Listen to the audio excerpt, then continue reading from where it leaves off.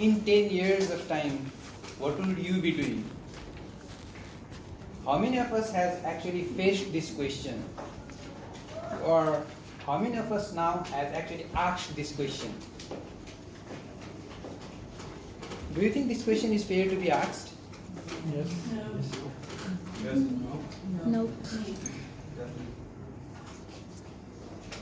So in my point of view, 10 years is a really long time, and someone needs to have a really big plans to answer this question. Let's break down the 10 years. I'll stick with number 10. In 10 days, according to IEEE, Institute of Electrical Electronics Engineering, they usually send out the research papers, journals, articles, and things like that. In 10 days of time, new research papers, new conclusions out of research comes for electronics automation, Internet of Things, and robotics. In every 10 weeks, there is revolution in mobile technology, be it cameras, be it dots, be it gestures, anything like that. And in every 10 months, there is the revolution in computing devices. New Core i3 came up, and i5, i7, i9. We're looking into i11 or something like that in 10 months. And we are asking a question about in every 10 years. So I believe it's really a long time. And today, through my presentation, I want to make it clear, if we're planning this 10-year long, we're not actually in the wrong hand, but we need to rethink and ask this question. Okay, before going into 10 years in the future, that is in 2029, let's get back to 2009 first, 10 years back. 10 years back, in the sector of job market, app developer was not there. There was no person who was known as app developer. Drone pilots were not there. YouTube content creator were not there. And social media manager were not there. Today, there are millions of people working in these four job sector. There are four more job sector which was not there in 2009 and is here, present here. That is first, it's data analytics. That is more into software development, software designing part. Next is driverless car engineers, where engineers design driverless cars. As you know, Google car and things like that. Next there is cloud computing thing. So basically it's more of Google Drive and things like that. And other is our own Kakao and Google and US Uber. So these are the job market which was not there in 2009. And there are millions of people working in these 8 job sectors there.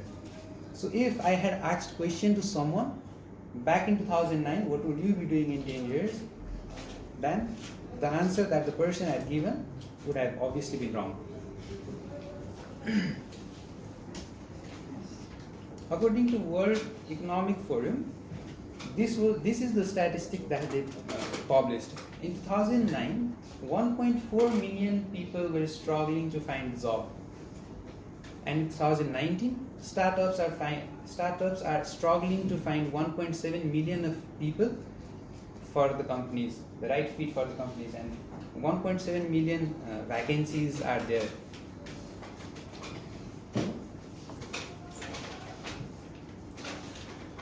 All these are possible because of the change.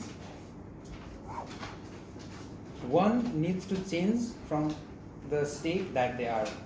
As our Toastmaster of the evening introduced me as an electrical engineer turned into an educator, I had a huge struggle changing myself.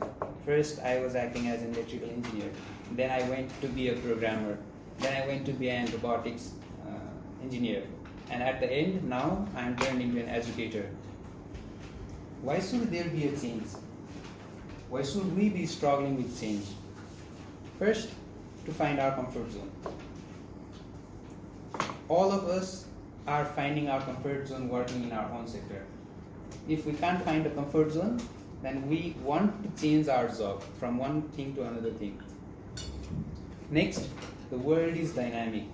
We want to be with the world, the dynamic nature of the world. We want to cope up with the world. These are the main 2 reasons why we need to incorporate the changes that is going on.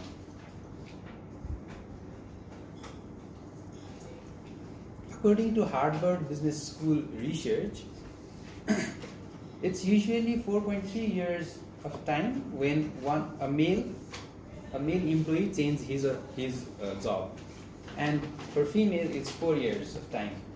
So in every 4 years of time a female changes a job, in every 4.3 years of time a male changes a job. I want to ask you one question. Is adopting change that easy? Is switching a profession from one to another that easy for you? Not at all. Is it easy? Some of are nodding, some of are not nodding. So basically what I find is most of us struggle to cope up with the change. What might be the reason? The first reason that I find is upbringing, how we are upbringing in our family, in our society. People are expecting us to do good in our education system. People are expecting us to get a government job and things like that. That is one level of upbringing. Second, our education system. A classroom of 4 walls and an educator, a teacher with a limited information has taught most of us staying inside this room. The mainstream system didn't let those students look outside the window of the classroom through which they can see the dynamic world, the changing world. Fellow Toastmasters and guests, today I am working with a team in my company to make a hole in that 4 wall of the classroom so that kids can see the dynamic world and let know what actually the changes are going on. Again, the Economic Forum stated that 65% of primary level students who are going inside the school today will be working with completely different job that hasn't been yet decided. Fellow Toastmaster, this is my dream. There was a window actually, and it's not visible there, but it's visible here. So the window, outside the window, kids need to see all these changes going on in the world, and they can, so that they can cope up and they can plan their 10 years. Thank you.